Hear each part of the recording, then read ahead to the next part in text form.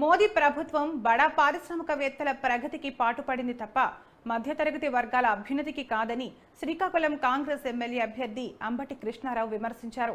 మహాత్మా గాంధీ జాతీయ గ్రామీణ ఉపాధి హామీ పథకం ప్రవేశపెట్టిన ఘనత కాంగ్రెస్ పార్టీకి దక్కుతుందని అన్నారు. దేశంలో పేదరికాన్ని రూపుమాపేందుకు కాంగ్రెస్ చేసిన కృషి మరువలేనిదని ఆయన కొనియాడారు.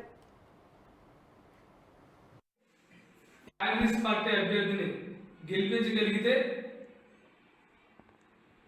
పట్నం అభివృద్ధికి మరియు అన్ని విధాలుగా తోడ్పడుతుందని కాంగ్రెస్ పార్టీ తరఫున మేము హామీ ఇవ్వడం జరుగుతుంది. అలాగే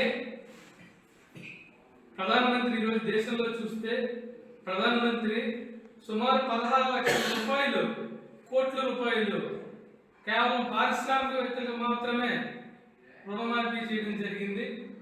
ఏ రైతుకి కానీ ఏ సామాన్యుడికి కానీ లేదా ఏ రైతు కూలీలకు కానీ ఏ రకమైనటువంటి లబ్ధి పొందినటువంటి ప్రభుత్వాలు అక్కడ కేంద్రంలోనూ ఇక్కడ రాష్ట్రంలోనూ ఉండడం చాలా దూరం.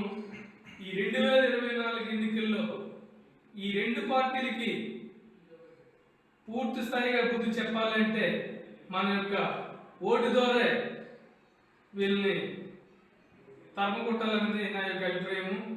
అలాగే బీజేపీకి పోటీ చేయాలని అంటే ఓన్లీ బీజేపీ కాదు, టీడీపీకి వేసిన, జనసేనకి వేసిన, వైఎస్ఆర్ పార్టీకి వేసిన అది బీజేపీ అధికారంలో ఉన్నట్టే.